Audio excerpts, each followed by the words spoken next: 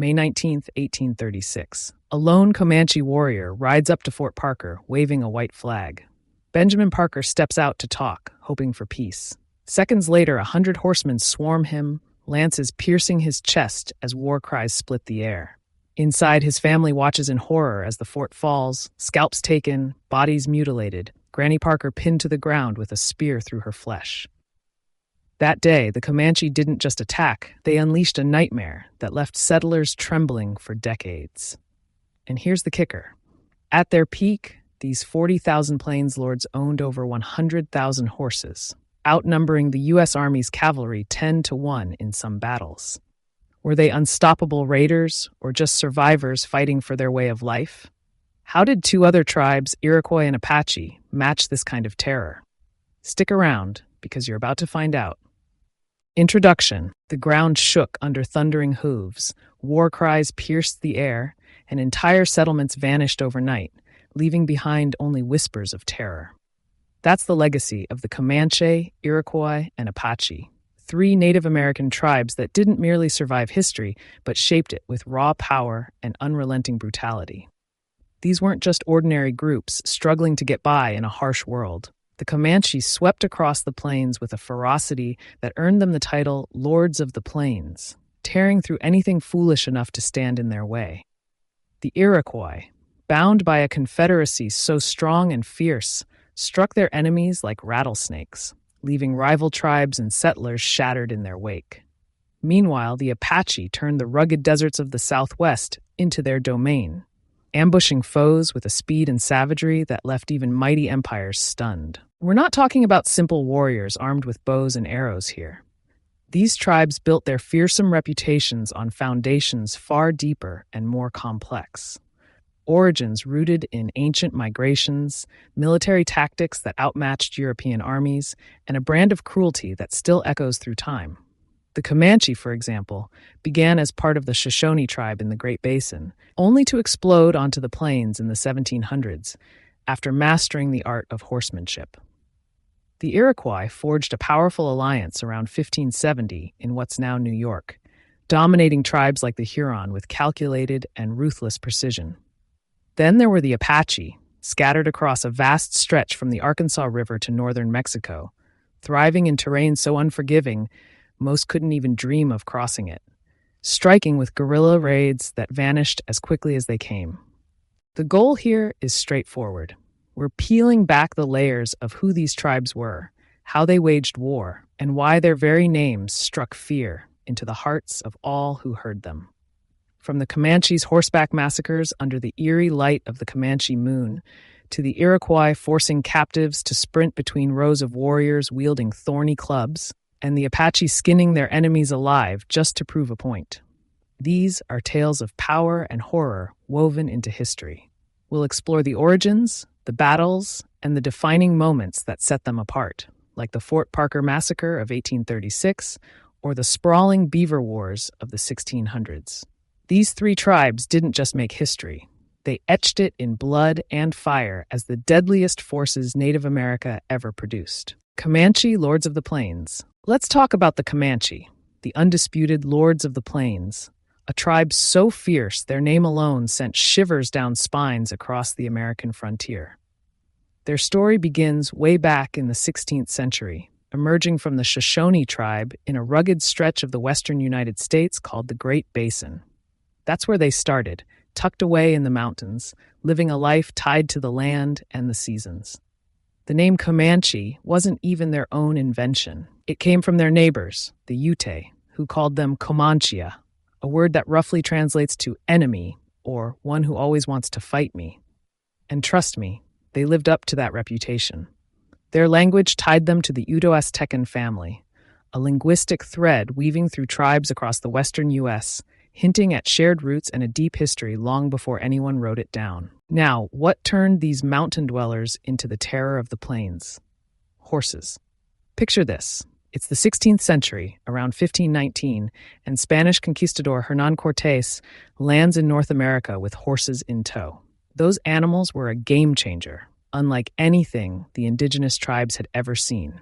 By the 1600s, the Comanche got their hands on them, not by stealing at first, but through clever trade networks.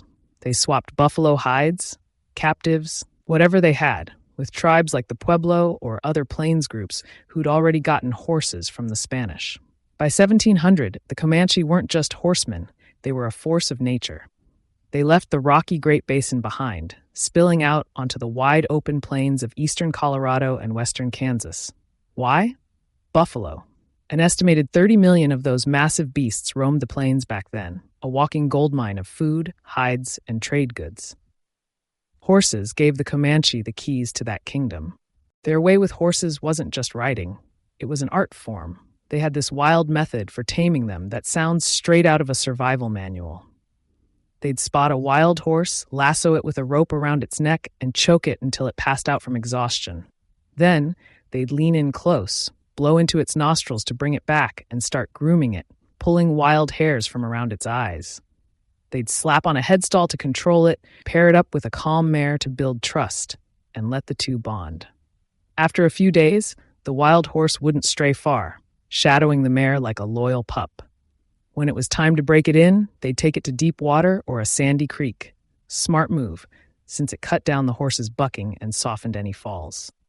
Horses weren't just tools for the Comanche. They were power, status, everything. At their peak in the mid-18th century, with a population around 40,000, every Comanche owned 2 to 3 horses. That's 80,000 to 120,000 horses thundering across the plains under their command. Militarily, they were untouchable. William Blakemore, an Englishman who lived with them from 1830 to 1838, couldn't stop raving about it. He called them the boldest riders in the world, and he wasn't exaggerating. Picture a Comanche warrior charging into battle, hanging off the side of his horse with just one foot showing, firing arrows or bullets over and under the animal's neck with pinpoint accuracy. Their war cries alone could freeze your blood, loud, terrifying, like the plains themselves were screaming. And it wasn't just the men. Comanche women were right there with them, lassoing antelope, hunting buffalo, riding with a skill that rivaled anyone. Their raids, especially the infamous Comanche moon attacks of the 18th and 19th centuries, were the stuff of nightmares. Hundreds of horsemen would strike Mexican settlements under cover of night, slaughtering men, snatching women, and making off with every horse they could grab. For nearly 50 years, from 1720 to 1770, they stopped Spanish expansion dead in its tracks. France, Spain, even the early U.S., none of them could figure out how to take Comanche land. General James Wilkinson, a U.S. military big shot in 1805, put it plain, the toughest indigenous group on this continent. But it's their brutality that really seals the deal. The Comanche didn't just kill, they made examples. Their torture methods were savage, designed to break bodies and spirits. They'd roast captives alive over open fires, castrate them while they screamed, bury them up to their chins, and slice off their eyelids so the sun would cook their eyes until starvation took them. Some got staked out over red ant beds, their private parts cut off, stuffed in their mouths, and lips sewn shut. Others were wrapped in wet rawhide that shrank as it dried, slowly crushing them to death. Against the Tonkawa in the 18th century, they took it further, burning hands and feet until the nerves gave out, chopping off the limbs, then torching the fresh wounds all over again, ripping out tongues to choke the screams. It was calculated, relentless, a message to anyone who crossed them. Take the Fort Parker Massacre, May 19, 1836. 100 Comanche warriors rolled up to this settler outpost in Texas, one waving a white flag like they wanted to talk. Benjamin Parker bought it, stepped out, and got lances driven through him before he could blink. The rest charged the gate, catching Silas Parker as he tried to lock it, pouring into the fort like a flood. They hacked down the Frosts, father and son, right in front of the women.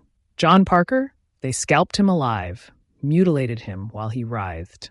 Granny Parker got pinned to the ground with a lance through her flesh, left to suffer as they assaulted her. S.C. Gwynn, in his book Empire of the Summer Moon from 2010, doesn't mince words. No tribe in the history of this region inflicted such widespread death and havoc. No close second. Their raid logic was simple and brutal. Kill the men outright, torture any survivors, gang rape the women, slaughter the babies. And the Comanche women? They were masters of torment, dishing out pain so unbearable their captives begged for death to come quick. That's the Comanche, horsemen, warriors, and executioners rolled into one. They turned the plains into their empire, and they didn't care who paid the price. Iroquois, the Rattlesnake Confederacy. Now let's shift gears to the Iroquois, a force so cunning and united they earned the nickname the Rattlesnake Confederacy. Their story kicks off around 1570 in what's now present-day New York, where 5 tribes, the Mohawk, Oneida, Onondaga, Cayuga, and Seneca, came together to form the Haudenosaunee Confederacy. This wasn't some loose alliance thrown together out of convenience. It was a powerhouse built on strategy and survival. The name Iroquois didn't even come from them. It was slapped on by their Algonquin enemies, who called them rattlesnakes because of how they struck, fast, silent, and deadly, leaving destruction before anyone could react. Each tribe had its own turf. The Mohawk held the east, rubbing shoulders with early European settlers. The Oneida sat near the Great Lakes. The Onondaga anchored central New York, while the Cayuga and Seneca stretched out to the west and south. Together, they turned a patchwork of territories into a unified front that dominated the region. Their military strength was no accident. It was forged through centuries of conflict and conquest. Starting in the 16th and 17th centuries, the Iroquois launched territorial raids that crushed anyone in their path. The Huron fell in 1649, their villages burned and their people scattered. The Erie followed in 1657, wiped out so thoroughly they barely left a trace. By the 1670s, the Susquehannock in present-day Pennsylvania were next, their resistance crumbling under Iroquois pressure. This wasn't random violence. It was a calculated campaign to expand and control. They trained their youth for it from the cradle, handing kids bows, spears, and clubs as soon as they could walk. By their teens, these boys were joining raids, learning to kill without hesitation, their emotions drilled out of them until all that remained was an obsession with victory. The Beaver Wars, stretching from 1638 to 1684, marked their golden age. They pushed their territory far beyond New York, claiming land from western Illinois to northern Michigan and down into the hills of southern Tennessee. By 1700, at the height of their power, they ruled an empire built on blood and fur trade. What made the Iroquois stand out wasn't just their fighting, it was their unity. These 5 nations, later 6 when the Tuscarora joined in 1722, operated like a single machine. That cohesion shone brightest during the French and Indian War from 1754 to 1763. While other tribes picked sides or splintered, the Iroquois stood firm, throwing their full weight behind the British against the French. It wasn't just politics, it was a statement of strength. There's even a Bible verse that fits them like a glove. Ecclesiastes 4, verse 12. A threefold cord is not quickly broken. For the Iroquois, it wasn't 3 but 5 strands braided together, tough as iron. That unity turned them into a wall no enemy could crack, whether it was rival tribes or European powers sniffing around their land. But if you want to know what really made them feared, look at their brutality. The Iroquois didn't mess around with captives. They turned suffering into a ritual. One of their favorites was the gauntlet. Picture this: a prisoner, hands tied, forced to sprint between 2 long rows of warriors, each one armed with thorny sticks, branches, anything that could tear flesh. As the captive ran, they'd get pummeled, stabbed, beaten, every step a test of endurance. It wasn't just punishment, it was a show, a brutal display of their military culture that said, "This is what happens when you cross us." Surviving the gauntlet might earn you a shred of respect, but most didn't make it to the end. This wasn't about mercy, it was about power. A stark reminder of how seriously they took war and how little they cared for weakness. That's the Iroquois, a confederacy of rattlesnakes that didn't just bite. They sank their fangs deep and held on. They built an empire through discipline, unity, and a willingness to do whatever it took to win. Apache tigers of humanity. Let's turn our attention to the Apache, a people so fierce and untamed they were dubbed the Tigers of Humanity. Their roots stretch back to the southern Athabascan group, a sprawling family whose languages echoed across Alaska, western Canada, and the American Southwest. From the 16th to the 19th centuries, the Apache carved out a vast domain, roaming from the Arkansas River down to northern Mexico, and from central Texas over to central Arizona. This wasn't easy country. It was a brutal mix of deserts, mountains, and scrublands that would chew up anyone less stubborn. Yet the Apache didn't just survive there, they thrived, holding their own against some of the heaviest hitters of the time: the Spanish, the Comanche, the Ute, and later the Americans. Surrounded by empires and rivals, they turned that harsh terrain into their fortress, a place where they called the shots. Their military prowess was something else entirely, built on a mastery of guerrilla warfare that left their enemies reeling. The Apache were ghosts in the landscape, ambushing with a stealth that made them impossible to predict.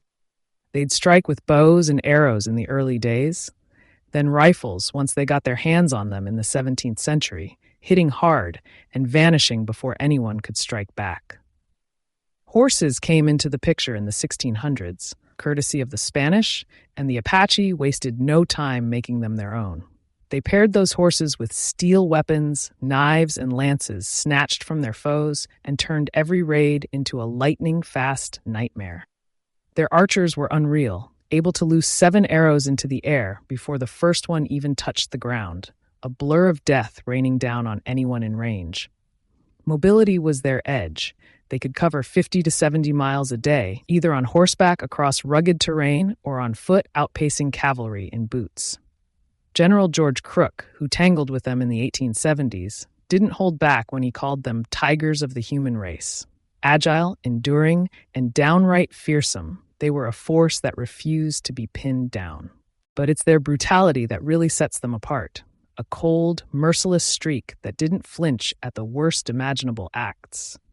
When the Apache took captives, mercy wasn't on the table. They'd skin their enemies alive, peeling flesh while the screams echoed, then burn them over open fires just to watch them writhe. Children weren't spared either, their heads smashed against walls with a sickening crunch, a brutal stamp on their refusal to leave loose ends. What's wilder still is how they treated torture like a craft. If someone came up with a new way to inflict pain, a fresh twist on the suffering, they'd earn respect, almost like it was a badge of honor. That's not something you see every day, a culture that prized innovation in cruelty as much as it did survival. It wasn't mindless either. It was deliberate, a way to break their enemy's will and send a message that rang loud and clear: cross the Apache, and you'll wish you hadn't. That's the Apache in a nutshell. Tigers stalking the Southwest with a blend of cunning, speed, and savagery. They didn't just fight to win, they fought to dominate, leaving a trail of fear that lingered long after they'd slipped back into the shadows. Let's wrap this up by stacking these 3 tribes side by side and seeing what made them legends of terror. First, the Comanche, tearing through the 18th and 19th centuries like a wildfire across the plains. With a population hitting 40,000 at their peak, they turned horses into weapons of war, commanding 80,000 to 120,000 of them, and ruling the open country from eastern Colorado to western Kansas. Their Comanche moon raids were the stuff of settler nightmares, hundreds of riders storming in at night, leaving blood and chaos behind. Then there's the Iroquois, rising from 1570 and hitting their stride by 1700. They built a confederacy that wasn't just strong, it was unbreakable, 5 nations moving as one. Through the Beaver Wars, they clawed their way to control a massive chunk of land, from western Illinois to northern Michigan and down to Tennessee, crushing tribes like the Huron and Erie with cold precision. Finally, the Apache, holding their own from the 1600s into the 1800s, masters of guerrilla warfare in a land that broke everyone else. Scattered from the Arkansas River to northern Mexico, they ruled the deserts and mountains, unconquerable, striking with stealth and speed that left cavalry eating dust. Each tribe carved out their dominion in their own way, but they shared one thing: an unrelenting will to dominate. So what's the takeaway? The Comanche, Iroquois, and Apache didn't just survive history. They left an indelible mark of terror through sheer military might, ruthless cruelty, and a knack for adapting to whatever the world threw at them. The Comanche took Spanish horses and turned the plains into their empire. The Iroquois welded 5 nations into a war machine that rolled over rivals for centuries. The Apache bent harsh terrain into their shield, striking and vanishing like ghosts. Their brutality, from roasting captives alive to forcing them through the gauntlet or skinning them for sport, wasn't random. It was a tool, a loud declaration of power that echoed far beyond their time. Here's the bigger picture. These tribes weren't just warriors, they were forces of nature, shaping the land and the people around them with a ferocity that still grabs us today. Their stories aren't just about violence. They're about resilience, ingenuity, and a refusal to bend under pressure. They faced empires, rival tribes, and settlers, and for centuries, they held the line. That's the thread running through all of this, a lesson in what it means to stand tall when the odds are stacked against you. If this hit you as hard as it hit me, do me a favor, smash that like button and share this video with anyone who needs to hear it. Let's keep these stories alive.